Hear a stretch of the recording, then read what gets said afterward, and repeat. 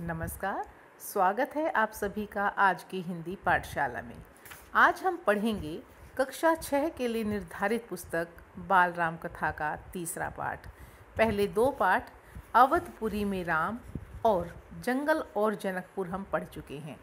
अवधपुरी में राम में हमने पढ़ा अयोध्या के राजा दशरथ के परिवार के बारे में, उनकी 3 रानियाँ कौशल्या, कैकेयी और सुमित्रा, फिर उत्पन्न हुए उनके 4 पुत्र राम, लक्ष्मण, शत्रुघ्न और भरत। इन 4 पुत्रों के शिक्षा दीक्षा हुई, धीरे धीरे बड़े होने लगे। तो एक बार जो है राजा के पास आते हैं मुनि विश्वामित्र और कहते हैं कि मुझे आपके पुत्र को साथ लेकर जाना है, राम को मुझे सौंप दीजिए। तो दशरथ उनके साथ राम और आग्रह करते हुए लक्ष्मण को भी उनके साथ भेजते हैं कि आप दोनों को लेकर जाइए, अकेले राम को नहीं। फिर वो लेकर उन्हें जंगल में पहुंचते हैं। जंगल और जनकपुर में जो पाठ है उसमें राजा के दोनों पुत्र राम और लक्ष्मण विश्वामित्र के साथ जा रहे हैं, सब कष्टों को खुशी खुशी सहते हुए, मुनि की आज्ञा का पालन करते हुए। वहाँ पर जो है मुनि विश्वामित्र उन्हें अनेक विद्याएं सिखाते हैं। फिर अपना मंतव्य उन्हें बताते हैं कि वो उन्हें अपने साथ क्यों लाए हैं। तो उन्होंने कहा कि यहाँ पर एक राक्षसी है ताड़का, और राक्षसों का एक दल आता है सुबाहु और मारीच नाम के, तो जो यहाँ पर जो ऋषि मुनि हैं उनके यज्ञ में बाधा डालते हैं, तो तुम्हें उनका वध करना है। तो राम ने और लक्ष्मण ने उनकी बातों को सिर माथे लिया, और जब ऋषिगण जो हैं सभी यज्ञ में बैठ गए, तो उस समय उन्होंने वहाँ पर मारीच और सुबाहु आए, उनका वध किया। उससे पूर्व वो ताड़का का वध कर चुके थे। जब असुरों का भय वहाँ पर खत्म हो गया, यज्ञ पूरा हुआ, तो विश्वामित्र प्रसन्न हुए और वो उन्हें लेकर जनकपुरी चल दिए, राजा जनक की नगरी में। तो दोनों राम और लक्ष्मण राजा की नगरी जनक की नगरी जनकपुर में पहुँचते हैं। तो वहाँ पर क्या है, स्वयंवर सभा हो रही होती है सीता की, जिसमें राजा जनक ने यह शर्त रखी होती है कि जो शिव धनुष उनके पास था, जो भी उस पर प्रत्यंचा चढ़ा देगा, प्रत्यंचा होता है धनुष पर जो धागा बांधा जाता है खींचकर, उस डोरी को कहते हैं। तो उस डोरी को जो बांध देगा उसके साथ ही सीता का विवाह संभव हो सकेगा। तो लेकिन कोई भी राजा राजकुमार उसे करने में समर्थ नहीं हो रहा था। तो राजा दशरथ के पुत्र श्री राम ने विश्वामित्र की आज्ञा से धनुष पर प्रत्यंचा चढ़ाने का कार्य करना चाहा, और इतनी सरलता से किया कि जब वो प्रत्यंचा चढ़ाने लगे तो उन्हें लगा मानो कोई खिलौना हो, और थोड़े से ही दबाव से वह जो धनुष जो है भंग हो जाता है। राजा जनक के चेहरे पर प्रसन्नता है कि शर्त उन्होंने पूरी कर दी एक सुंदर राजकुमार ने। तो सीता के स्वयंवर को वो जीत चुके थे। फिर उन्होंने दूत भेजे राजा दशरथ के पास कि आपके पुत्र ने ऐसा कर मेरी सीता की जो है स्वयंवर सभा में उसको जीत लिया है, शर्त को पूरा किया है, तो उन दोनों का विवाह है, आपकी आज्ञा चाहिए और आप सभी आमंत्रित हैं। तो राजा दशरथ वहाँ पर पहुँचते हैं। तो राम का विवाह सीता के साथ, लक्ष्मण का उर्मिला के साथ होता है, और राजा जनक की 2 और पुत्रियाँ हैं, उनके छोटे भाई की पुत्रियाँ हैं मांडवी और श्रुतकीर्ति, और उनसे विवाह हो जाता है शत्रुघ्न और भरत का। तो इस प्रकार चारों भाइयों का विवाह उन चारों बहनों के साथ हो जाता है। अब हम पढ़ते हैं उससे आगे कि इस पाठ में क्या कहा गया है। पाठ का नाम है 2 वरदान।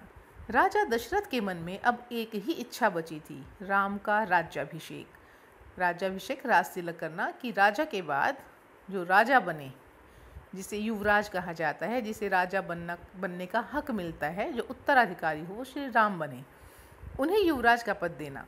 अयोध्या लौटने के बाद से ही उन्होंने राम को राजकाज में शामिल करना शुरू कर दिया था, अर्थात वो राजकार्य सीख सकें। राम यह जिम्मेदारी अच्छी तरह निभा रहे थे। उनकी विनम्रता, विद्वता और पराक्रम का लोहा सभी मानते थे। विनम्रता होता है बहुत शालीनता से, बहुत नम्र होकर किसी से बात करना, जैसे आप कहते हैं बहुत सॉफ्टली, प्यार से। और विद्वता बहुत इंटेलिजेंट होना, और पराक्रम बहुत वीर होना। दशरथ के लिए तो वह प्राणों से प्यारे थे ही। दरबार में राम का सम्मान निरंतर बढ़ रहा था। राजा दशरथ वृद्ध अर्थात बूढ़े हो चले थे। मुनि वशिष्ठ से विचार विमर्श के बाद एक दिन उन्होंने दरबार में कहा, मैंने लंबे समय तक राजकाज चलाया, जैसा बन पड़ा। अब मेरे अंग शिथिल हो गए हैं, ढाल हो गए हैं, अब ज़्यादा काम नहीं होता है। मैं वृद्ध हो चला हूँ। मैं चाहता हूँ कि यह कार्यभार राम को सौंप दूँ। वो चाहते हैं कि राजा दशरथ की जगह है अब राम जो है सिंहासन पर बैठ जाए। अगर आप सब सहमत हों, अपने मंत्रिमंडल से सलाह कर रहे हैं, निवेदन कर रहे हैं और पूछ रहे हैं कि अगर आप सहमत हैं तो राम को युवराज का पद दे दिया जाए। अगर आपकी राय इससे भिन्न है, अगर आप अलग सोच रखते हैं, तो मैं उस पर भी विचार करने को तैयार हूँ। तो जो भी मत है आप बताइए। सभा ने तुमुल ध्वनि से राजा दशरथ के प्रस्ताव का स्वागत किया, सबने एक मत से। जैसे आपने संसद में देखा ना, किसी की बात अच्छी लगती है तो सब मेज को बजाकर अपनी सहमति या प्रसन्नता व्यक्त करते हैं। ऐसे ही पूरी सभा जहाँ पर हो रही थी, उन सब ने उनके इस प्रस्ताव का स्वागत किया। राम की जय जयकार होने लगी। दशरथ थोड़ी देर तक तो सुनते रहे, संतोष के साथ। उन्हें अच्छा लगा। उन्होंने कहा, शुभ काम में देरी नहीं होनी चाहिए। मेरी इच्छा है कि राम का राज्याभिषेक कल सुबह कर दिया जाए। यह समाचार पलक झपकते ही पूरे नगर में फैल गया। हर जगह बस यही चर्चा थी। राम राज्याभिषेक की तैयारियां शुरू हो गई। भरत और शत्रुघ्न उस समय अयोध्या में नहीं थे। वह अपने नाना कैकेयी राज के यहाँ गए हुए थे। कैकेयी राज जो उनकी माता थी कैकेयी, भरत की माँ, उनका जो पीहर था, मायका था, उसका नाम है कैकेयी।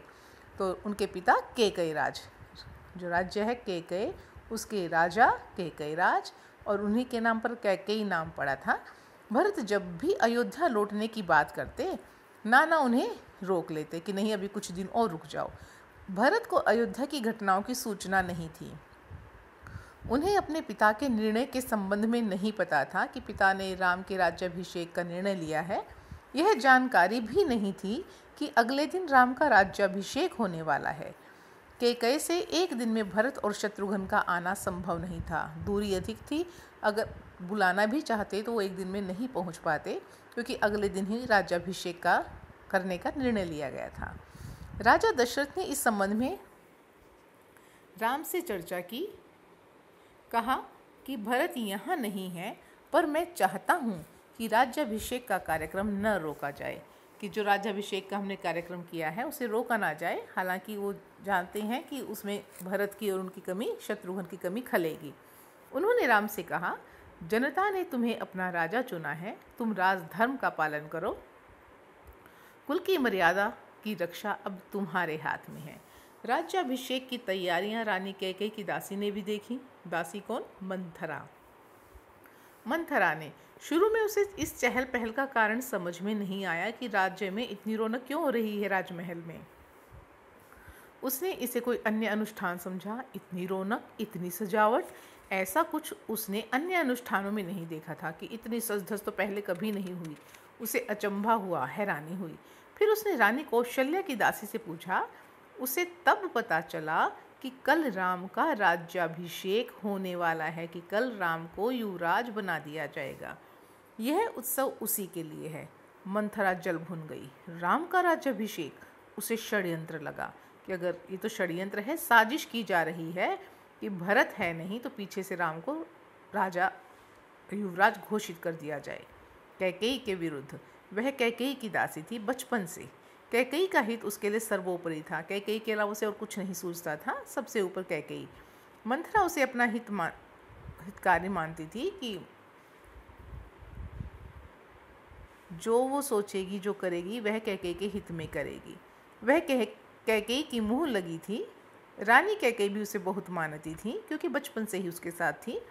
क्रोध से आग बबूला मंथरा रनिवास की ओर भागी। रनिवास जहाँ पर रानियाँ रहती हैं उसे रनिवास कहते हैं। सीधे कैकेयी के कक्ष में वह हाँफ रही थी। क्रोध से चेहरा लाल था। भागने के कारण सांस उखड़ रही थी।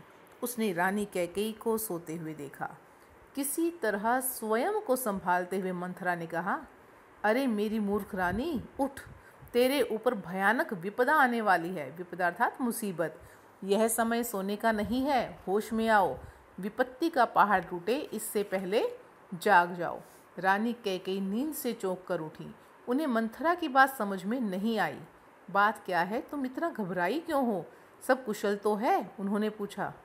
कैसा कुशल, कैसा मंगल? सब अमंगल होने वाला है। तुम्हारे सुखों का अंत। महाराज दशरथ ने कल राम का राज्याभिषेक करने का निर्णय लिया है। अब राम युवराज होंगे। यह तो बहुत शुभ समाचार है। कैकेयी ने प्रसन्नता से अपने गले का हार उतारकर मंथरा को दे दिया, क्योंकि कैकेयी राम को बहुत प्यार करती थी। जब उसने इस बात सुनी तो बड़ी प्रसन्न हुई। मैं बहुत प्रसन्न हूँ। राम युवराज पद के लिए हर तरह से योग्य है। अब मंथरा को फिर बात पसंद नहीं आई तो क्या कहती है, रानी तुम्हारी बुद्धि फिर गई है, मति मारी गई है। सवाल राम की योग्यता का नहीं है, राजा दशरथ के षड्यंत्र का है कि राजा दशरथ ने साजिश रची है तुम्हारा अधिकार छीनने की, कि जो तुम्हारा अधिकार बनता है। मंथरा ने हार दूर फेंकते हुए कहा। उसने हार जो है स्वीकार नहीं किया। यह षड्यंत्र नहीं तो और क्या है? कल सुबह राज्याभिषेक है। भरत को जानबूझकर ननिहाल नाना के घर भेज दिया, समारोह के लिए बुलाया तक नहीं। कैकेयी का स्वर उग्र हो गया, गुस्से में आवाज़ ऊंची होती गई।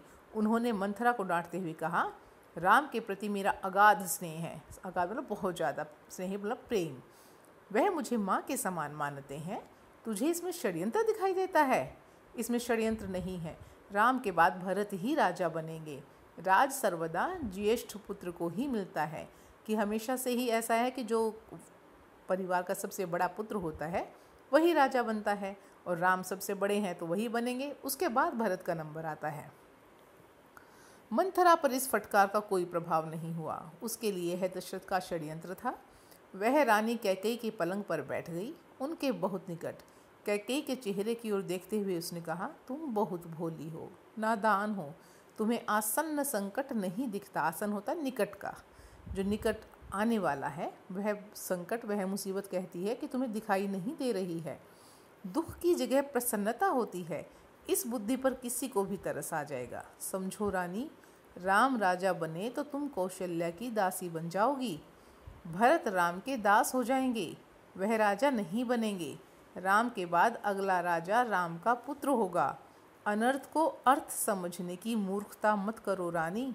राम को राज मिला तो वे भरत को देश निकाला दे देंगे, वे भरत को दंड देंगे।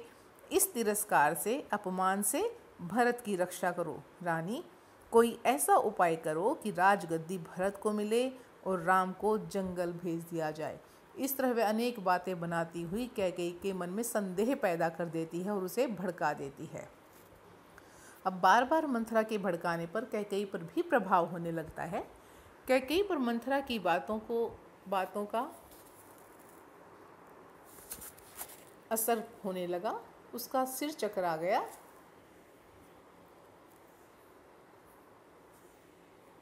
पलंग से उठी और पांव सीधे नहीं पड़ रहे थे, आंखों में आंसू थे, मन भारी हो गया। प्रसन्नता की जगह अव्यक्त क्रोध ने ले ली। मंथरा के तर्कों में उन्हें सच्चाई दिखने लगी। तुम ही बताओ मैं क्या करूं?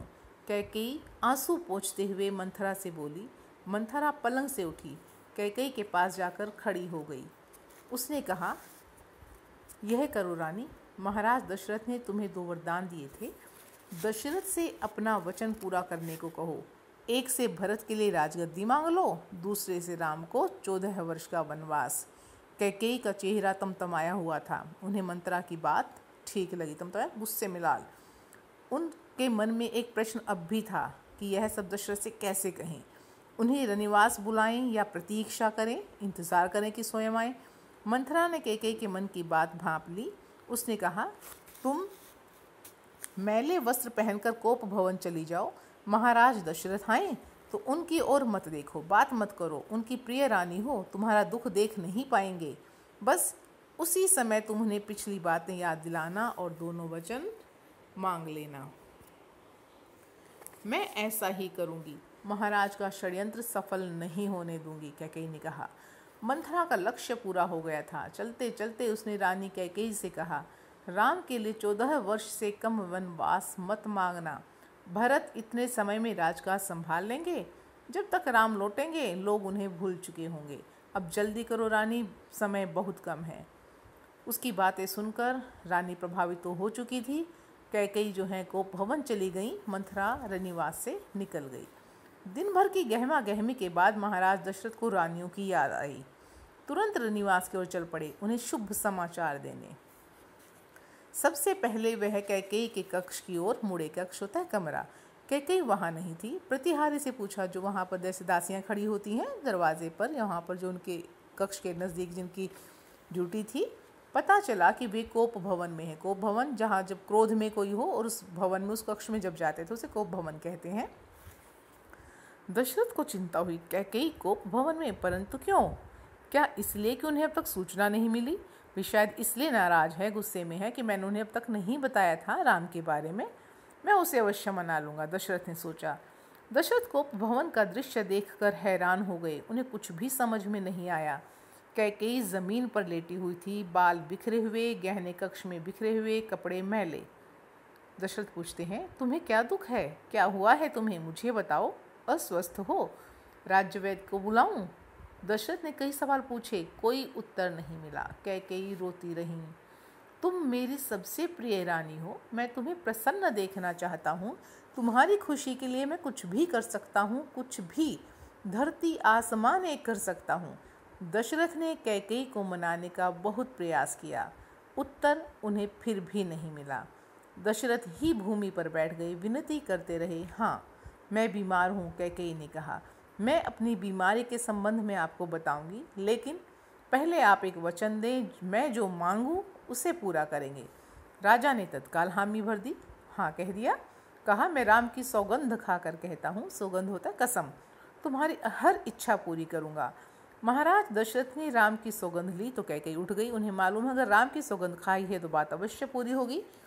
आप मुझे वे दोनों वरदान दीजिए जिसका संकल्प, जिसकी प्रतिज्ञा आपने वर्षों पहले रणभूमि में की थी। युद्ध के समय राजा दशरथ ने रानी कैकेयी को 2 वचन मांगने को कहा था, जो उन्होंने भविष्य के लिए सुरक्षित रख लिए थे। महाराज दशरथ ने हामी भरी, हाँ कर दी। कल सुबह राज्याभिषेक भरत का हो, राम का नहीं, कैकेयी ने कहा। दशरथ भौचक रह गए, हैरान कि यह क्या मांग लिया।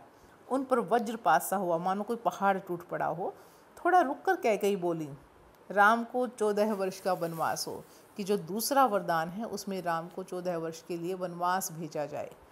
दशरथ का चेहरा सफ़ेद पड़ गया, उनका रंग उड़ गया, अवाक रह गए, हैरान रह गए कि कैकेयी यह क्या मांग रही है। सिर चकराने लगा, वे मूर्छित होकर गिर पड़े। कुछ देर में राजा को होश आया, कैकेयी की ओर देखा, बड़े कातर भाव से बोले, यह तुम क्या कह रही हो? मुझे विश्वास नहीं होता, मैंने सही सुना है? कैकेयी अड़ी रही। दशरथ कैकेयी की मांग को अस्वीकार करते रहे, मना करते रहे, अनर्थ बताते रहे कि तुम बहुत गलत कर रही हो। तब कैकेयी ने अंतिम हथियार चलाया। अपने वचन से पीछे हटना रघुकुल का अनादर है, क्योंकि रघुकुल की यह रीति रही है, परंपरा रही है कि अगर वचन दिया जाए तो पूरा किया जाए। और राजा दशरथ वचन दे चुके थे पहले ही, वर्षों पहले। आप चाहें तो ऐसा कर सकते हैं, पर तब आप दुनिया को मुंह दिखाने योग्य नहीं रहेंगे। रही मेरी बात, आप वरदान नहीं देंगे तो मैं विष पीकर आत्महत्या कर लूँगी। एक और प्रहार, यह कलंक आपके माथे होगा और जो मेरी मृत्यु होगी वह आपके सिर होगी। राजा दशरथ यह नहीं सुन सके, दोबारा बेहोश हो गए। रात भर बेसुध पड़े रहे। बीच बीच में होश आता, वह कैकेयी को समझाते, गिड़गिड़ाते, धमकाते, डराते, पर कैकेयी टस से मस नहीं हुई। सारी रात इसी तरह बीत गई। तो इस पाठ में मुख्य रूप से क्या है कि जो दशरथ के मन की इच्छा होती है कि राम को युवराज बनाया जाए, मंथरा कैकेयी को भर के, उसके कान भर के, उसे भड़का कर ऐसा कर देती है कि अपने 2 वचन मांगते हुए कैकेयी राजा दशरथ से राम को 14 वर्ष का वनवास और भरत को राजगद्दी की मांग रख देती है। उसके बाद पढ़ेंगे अगला पाठ अगली वीडियो में। तब तक के लिए धन्यवाद।